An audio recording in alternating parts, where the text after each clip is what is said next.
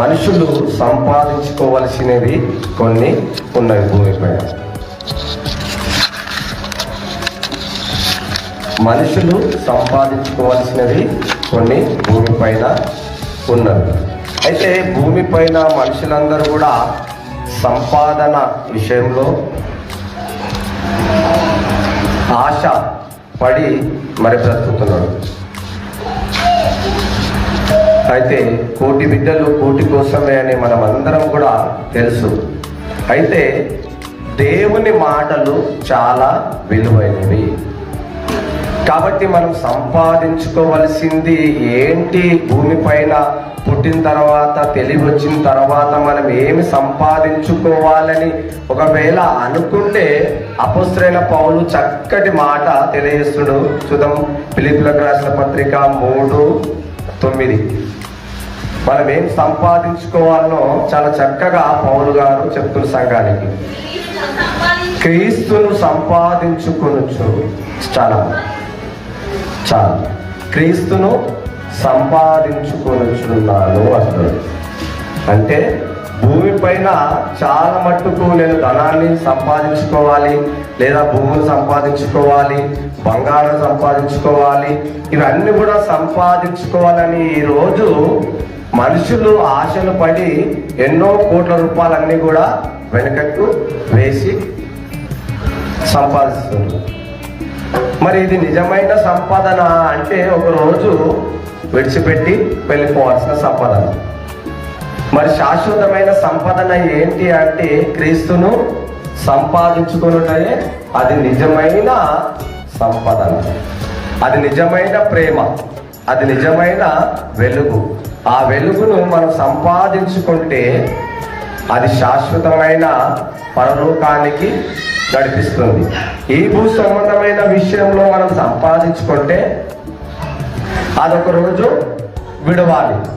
లోక జ్ఞానం విడవాలి, లోక సంపాదన విడవాలి, ప్రతిదీ కూడా మనము విడిచిపెట్టిపోవాలి. అదే పరలోక సంపాదన మనం యేసుక్రీస్తును సంపాదించుకుంటే, యేసుక్రీస్తును ధరించుకుంటే అది ఈ భూమి పైన పనిచేస్తుంది, పరలోకంలో కూడా పని చేస్తుంది. అయితే యేసుక్రీస్తు ఒక భక్తుడు ఒక రోజు దేవునికి ఒక వరం అడిగిండట. ఒక భక్తుడు ఒక రోజు దేవునికి ఒక వరం అడుగుతున్నట. ఆ దేవుడు ప్రత్యక్షమయ్యి వచ్చేసిన తర్వాత నీకు ఏమి కావాలనో ఆ దేవునికి తెలుసు కాబట్టి ఒక దిక్కు అన్ని కూడా బంగారం, భూమి, వెండి అన్ని కూడా సమకూర్చినట. ఏమిటంట, ఒకవైపు దేవుడు ఉన్నాడంట. ఈ ఇద్దరిలో ఎవరు కావాలి అని దేవుడు అడిగిండట. ఆయన అడిగిండట, ఇవన్నీ ఉండగా నువ్వెందుకు నాకు ఇక అన్నాడట. అప్పుడు ఆ ఎరివాడు సరిగ్గా అర్థం కాలేదు దేవుడి జ్ఞానం. ఇవన్నీ కూడా ఎవరి ద్వారా కలిగినాయమ్మా? దేవుని ద్వారా కలిగినాయి. ఇవన్నీ కూడా కలిగి ఉన్నది ఏదియో దేవుడు లేకుండా కలగలేదు, యేసుక్రీస్తు లేకుండా కలగలేదు. కానీ ఇవన్నీ బంగారం, భూమి, నగలు ఇవన్నీ కూడా కావాలని ఆశపడ్డాడంట. ఈరోజు మనము కూడా ఏం ఆశపడుతున్నాం అంటే క్రీస్తును సంపాదించుకోవాలని ఆశపడాలి. కానీ మనం కూడా ఏం సంపాదించుకోవాలి, ఏమి ధరించుకోవాలి, ఎలా కట్టుకోవాలి, ఇవన్నిటి కూడా మనం ఈరోజు ఆలోచిస్తున్నాం మనుషులందరూ కూడా. కాబట్టి లోకమంతా సంపాదించుకుని తన ప్రాణం పోగొట్టుకుంటే వానికి ఏమీ కూడా ప్రయోజనం లేదు. మరి అలాంటి అప్పుడు మనం ఏమి సంపాదించుకోవాలి? క్రీస్తును సంపాదించుకోవాలి. ఈ భూమి పైన ప్రతిదీ కూడా మనం పుట్టినప్పటి నుంచి ఇప్పటి వరకు కూడా క్రీస్తును సంపాదించుకుంటే మనంతా గొప్పవాళ్ళు ఈ భూమి పైన ఎవరు కూడా లేరు. కాబట్టి అది ఆలోచించి ముందుకు వెళ్ళాలి. సామెతలు మరలా ఇక్కడ జ్ఞాని అయిన సాల్మన్ ఏం చెప్తున్నా చూద్దాం ఒకసారి. సామెతలు 4:7. సామెతలు 4:7. జ్ఞానము సంపాదించుకునుటయే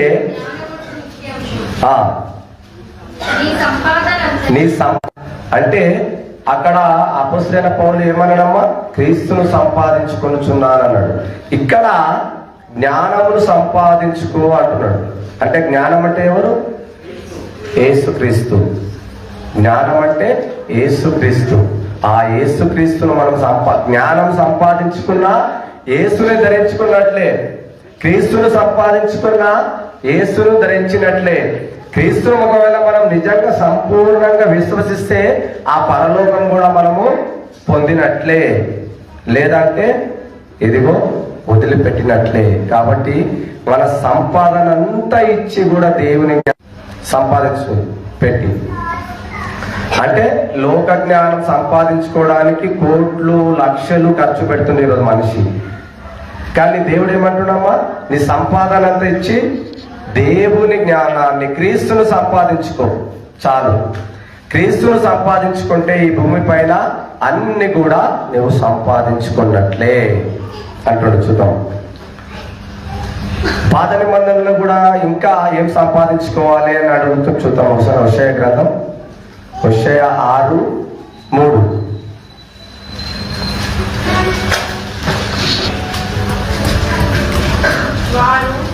యెహోవాను గూర్చిన జ్ఞానము సంపాదించుకుందాము. యెహోవాను గూర్చిన జ్ఞానము సంపాదించుకుందాము రండి. అంటే కొత్త నిబంధనల క్రీస్తును సంపాదించుకుందాము రండి అని అపొస్తలుడైన పౌలు చెప్తే, ఇక్కడ హోషేయ ద్వారా కానీ జ్ఞానేయ సల్మోన్ ద్వారా కానీ మనమంతా కూడా యెహోవాను అంటే దేవుని గురించి జ్ఞానం సంపాదించుకోవాలి. భూమి పైన దేవుని కొరకు మనము ఆలోచించాలి. దేవుని అడుగుజాడలో ఎలా నడుచుకోవాలి, దేవుని జ్ఞానం ఎలా చదివితే ఎలా అర్థమవుతుంది, అది మనము నేర్చుకోవాలి. లోక జ్ఞానము పిల్లలు చదువుకోవడానికి వెళుతున్నారంటే ఏం సంపాదిస్తున్నారో వాళ్ళు? లోక జ్ఞానాన్ని సంపాదించుకుంటున్నారు. మనము ఈ 40 రోజుల ఆరాధనలు క్రమంగా మరి దేవుని మందిరానికి వస్తున్నాము. ఎవరిని సంపాదించుకోవాలని వస్తున్నామమ్మా? క్రీస్తుని. ప్రేమలక్క చాలా దూరమైంది, మాకు దగ్గర ఉంటే కొన్ని సమాధానాలు చెప్తుంది. అంటే చెప్పిన మేము జవాబిస్తాం, ప్రశ్న తక్కువని చెప్తుంది. ఆమె దూరం అయిపోయింది మాకు. అయితే సంపాదించుకున్నాడంటే, ఒక పిల్లవాడు స్కూల్కు వెళ్తున్నాడంటే జ్ఞానం సంపాదించుకోవాలని వెళ్తున్నాడు. అంటే లోక జ్ఞానం సంపాదించుకోవాలని వెళ్తున్నాడు. ఒక టీచరు లోక జ్ఞానాన్ని నేర్పడానికి వెళ్తుందంటే, లోక జ్ఞానం నేర్పడానికి ఒక టీచర్ స్కూల్కు వెళుతుంది విద్యార్థులు. మనం అందరం కూడా ఇక్కడ వస్తున్నామంటే ఏం నేర్చుకోవడానికి?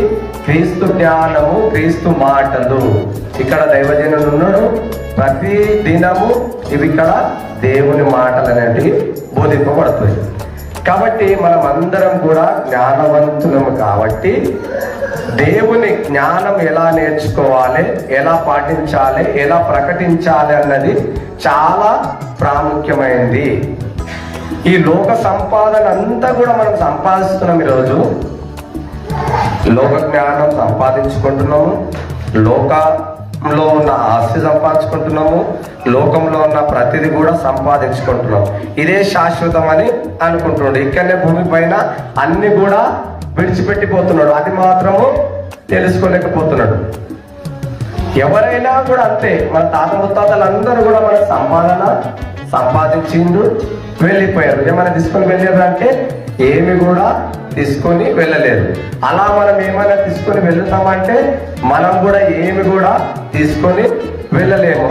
ఒకసారి చూద్దాం, ఇక్కడ అపొస్తలుడైన పౌలు రాస్తున్న యాకోబు 4:13 చదవండి. మనిషి ఆలోచనలు, మనిషి తలంపులు మరి ఎలాంటివో ఇక్కడ చెప్తున్నాడు. యాకోబు 4:13.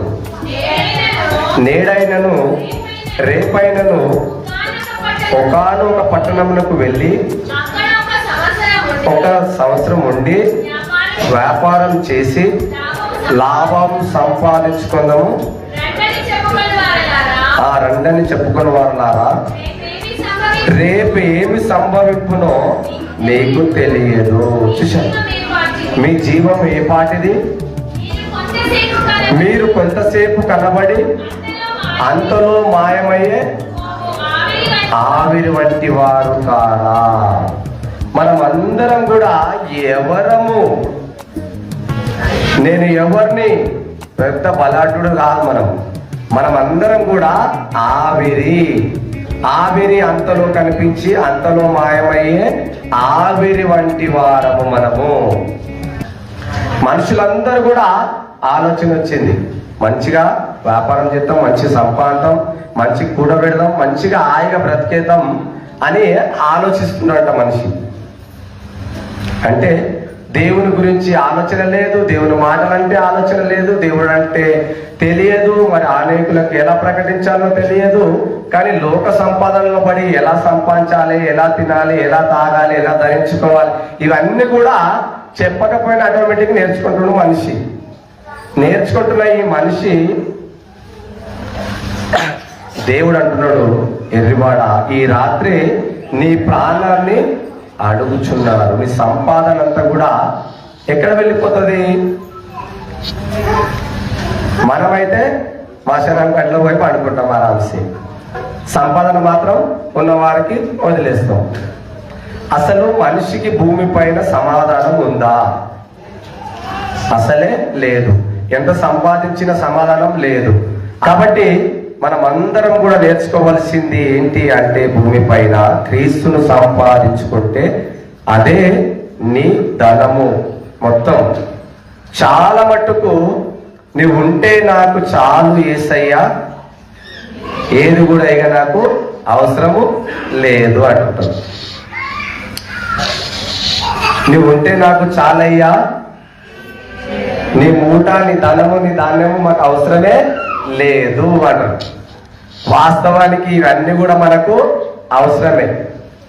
అన్ని కూడా దేవునికి అడుగుతూ ఉంటాం. మనం డబ్బులు కావాలని అడుగుతాం, బంగారం కావాలంటాం, మంచి పట్టు చీరలు కావాలంటాం, ప్రతిదీ కూడా కావాలి అని అడుగుతున్నాం మనం. అంటే ఈ లోకం పైన ఆశలు, ఈ లోక సంపాదన పైన మనకున్న ఆశలు, ఈ లోకం కోసం కష్టపడుతున్న కష్టం అంతా కూడా ఈ లోకంలోనే నిండిపోతుంది, పరలోకానికి వెళ్ళిపోతలేదు.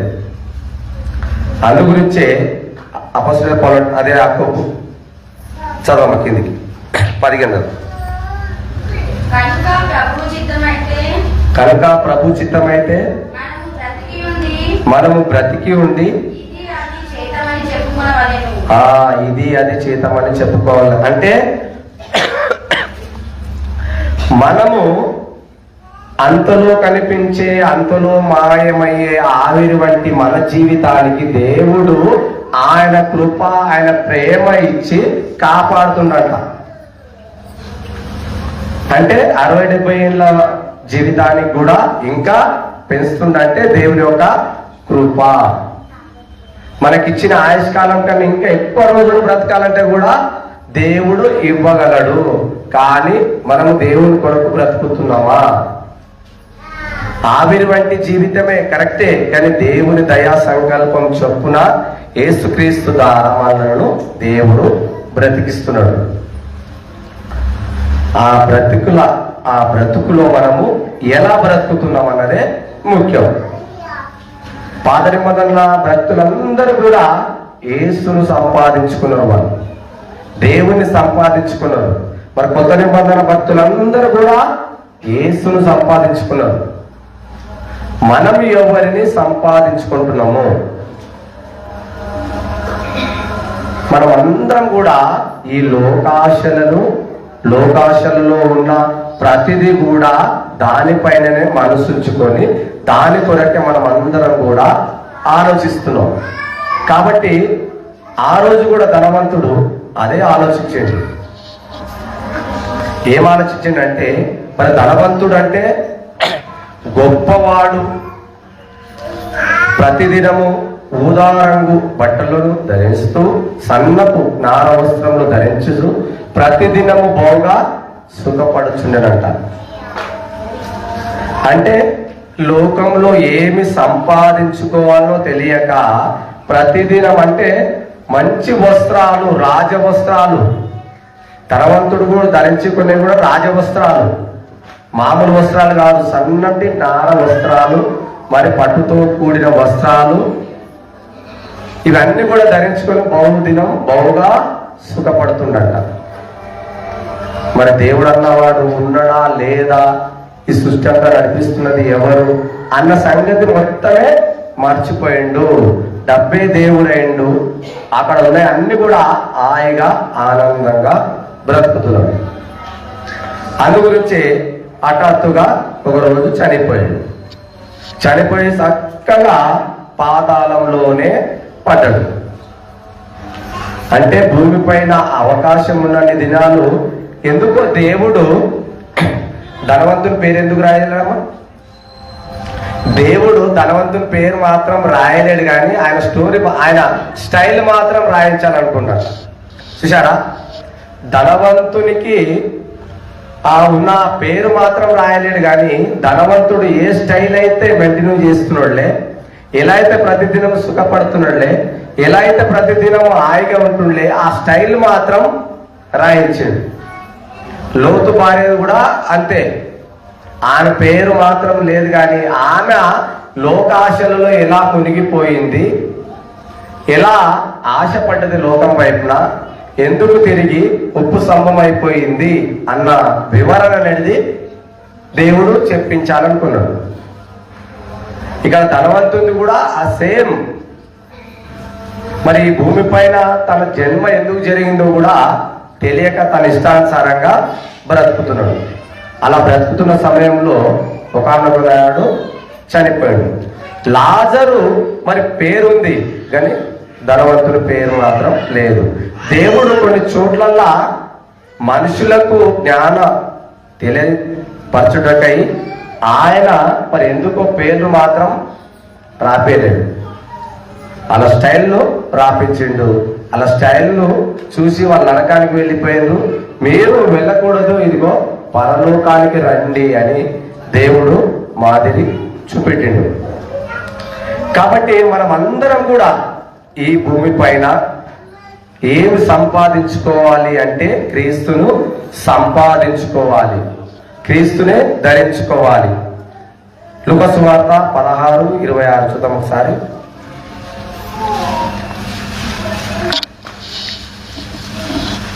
మనం సంపాదించిన సంపాదన అంతా ఏమైపోతుంది చూద్దాం ఒకసారి. లూకా సువార్త 16:26.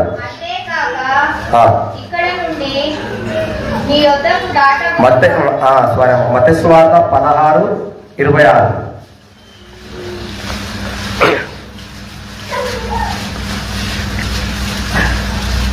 మత్తయి సువార్త 16:26. ఒక మనుషుడు లోకమంతయు సంపాదించుకొని తన ప్రాణం పోగొట్టుకుంటే అతనికి ఏమి ప్రయోజనం లేదు. చూసారా, చదువు. ఒక మనుషుడు లోకమంతయు సంపాదించుకొని తన ప్రాణమును పోగొట్టుకుంటే అతనికి ఏమి ప్రయోజనము? ఒక మనుషుడు తన ప్రాణమునకు ప్రతిగా నేమియగలడు? మనుష్య కుమారుడు తన తండ్రి మహిమ గలవాడై తన దూతలతో కూడా రాబోచున్నాడు. చూసారా, యేసుక్రీస్తు ఈ భూమిపైకి రెండవ రాకడ రాకముందు మనుషులందరూ కూడా దేవుని నమ్మినవారు, దేవుని నమ్మని వారు, దేవుని నమ్మినవారు, దేవుని నమ్మని వారు అనేకులు కూడా ఎక్కువగా సంపాదనలోనికి వెళ్ళిపోతారంట. అనేకులు కూడా సంపాదనలోనికి వెళ్ళిపోతారు. దేవుడు అంటే భయం ఉండదు, భక్తి ఉండదు, అనేకమైన మరి చెడు మార్గంలో నడుస్తారంట. అందుగురించే నోవహు కాలంలో జనులందరూ ఎలా ఉండిరో మనుష్య కుమారుని రాకడ దినంలో కూడా అలాగనే ఉంటారు. అందుగురించి ఒక లోకమంతా సంపాదించుకొని తన ప్రాణం పోగొట్టుకుంటే మనకి ఏమి లాభము? ఓ 10 కోట్లు సంపాదించిండు అనుకో, రేపే ప్రారంభమైంది అనుకో, మనకి ఏమైనా లాభమా? ఏమీ లాభం లేదు. 1 కోటి రూపాయలు సంపాదించిండు, రేపే హార్ట్ అటాక్ వచ్చింది అనుకో, తీసుకపోయి గవర్నమెంట్ హాస్పిటల్లో వేసిరనుకో, నువ్వు కొద్దిసేపట్లో చనిపోతున్నావు అని అంటే మన లాభమా? ఏమీ లాభం లేదు.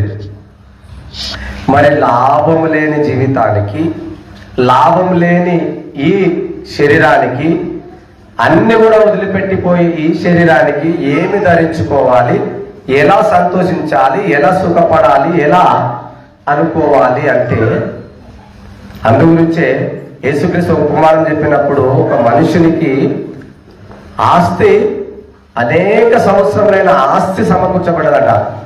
ಮತ್ತೆ లూకాసు వార్త 12:16 చదవం ఒకసారి.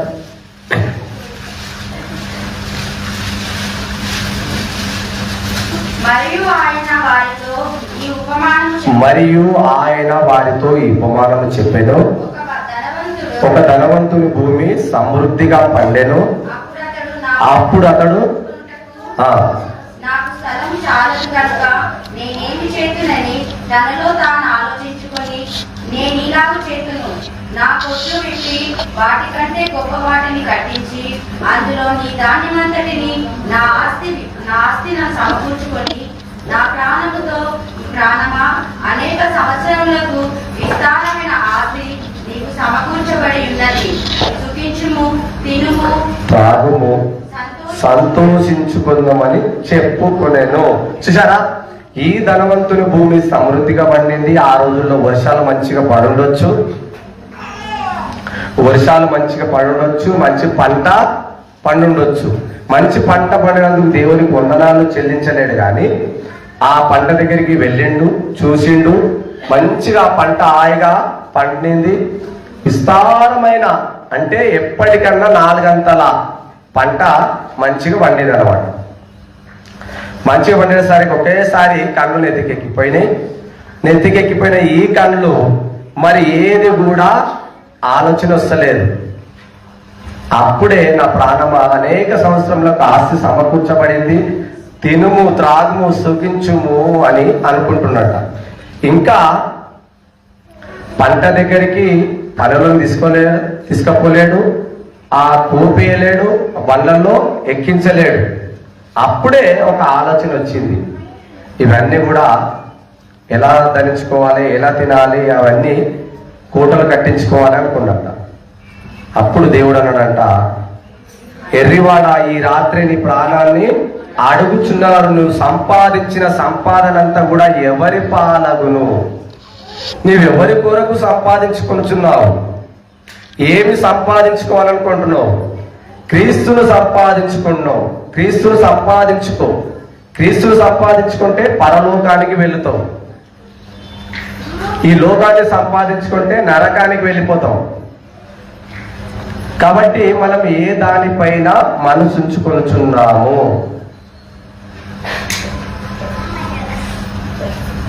లోకమంతా సంపాదించుకొని తన ప్రాణం పొడుగుంటుకుంటే వానికి ఏమి లాభం లేదు. ఎవరైనా ఎన్ని కోట్లు వచ్చినా వానికి ఏమి లాభం లేదు. అన్ని కూడా వదిలిపెట్టి పోతున్నాడు మనిషి. మరి ఆ పోక ముందే మనం అందరం కూడా నేర్చుకునే పాఠం ఉంది కదా, క్రీస్తును సంపాదించుకోవాలి. క్రీస్తును మనం అందరం కూడా సంపాదించుకోవాలి, క్రీస్తును ధరించుకోవాలి. అందుగురించే దేవుడు తరతరముల నుండి మాకు నివాస స్థలము నీవే, భూమియు లోకమును పుట్టక ముందు నువ్వు యుగయుగములకు నీవే దేవుడు, నరులారా తిరిగి రండి అని ఆయన సెలవు ఇస్తున్నాడు. మనం అందరం కూడా ఆ సిద్ధపాటుకు వెళ్ళాలి. ఆ సిద్ధపాటులో మనం అందరం కూడా కలిసి ఉండాలి. యేసులో మనం అందరం కూడా వెళ్ళాలి. మనం క్రీస్తును ధరించుకోవాలి. 12 మంది అపొస్తలులు అందరూ కూడా సంపూర్ణంగా క్రీస్తును ధరించుకున్నారు. అందులో ఒక దొంగ కూడా మరి యేసు క్రీస్తును సంపాదించుకున్నాడు. చూద్దాం లూకాసు వార్త 23:43.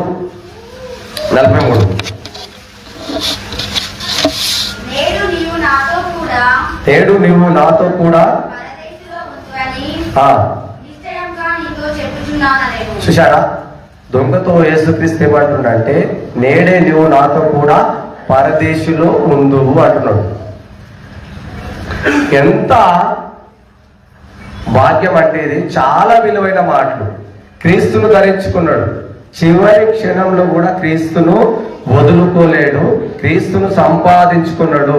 మనమందరం కూడా నమ్మి బాప్తిసం పొందడం వలన మనమందరం కూడా రక్షణలోనికి వచ్చిన మనమందరం కూడా దేవుని పిల్లలమైన మనమందరం కూడా క్రీస్తును ధరించుకున్నాము. ఈ క్రీస్తును ధరించుకున్న మనమందరం కూడా ఇప్పుడు వచ్చే గుడ్ ఫ్రైడే ఈస్టర్కు అనేకులు కూడా బాప్తిసం తీసుకోవాలి. మీరు నిజమైన మారు మనసు పొందాలి, నిజమైన క్రీస్తును ధరించుకోవాలి. అప్పుడే దేవుడు ఎంతో సంతోషిస్తాడు. మనకున్న బంగారం, మనకున్న ఆస్తులు ఇవన్నీ చూసి కూడా దేవుడు ఎప్పుడు కూడా సంతోషించాడు. ఒక పాపి మారితే పరలోకంలో సంతోషిస్తాడంట దేవుడు. కాబట్టి మనం అందరం కూడా బాప్తిసం ఎవరైతే తీసుకోలే, ఎవరైతే మారు మనసు పొందలే, నిజమైన క్రీస్తులోనికి రావాలి, క్రీస్తును ధరించుకోవాలి.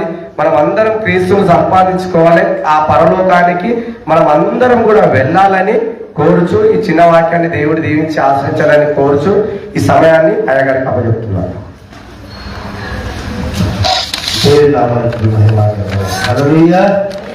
చక్కని వర్తమానం కదా. అయితే చదివిన లేఖన భాగంలో ఒక మాట ఆశ కలిగి ఉన్నాను.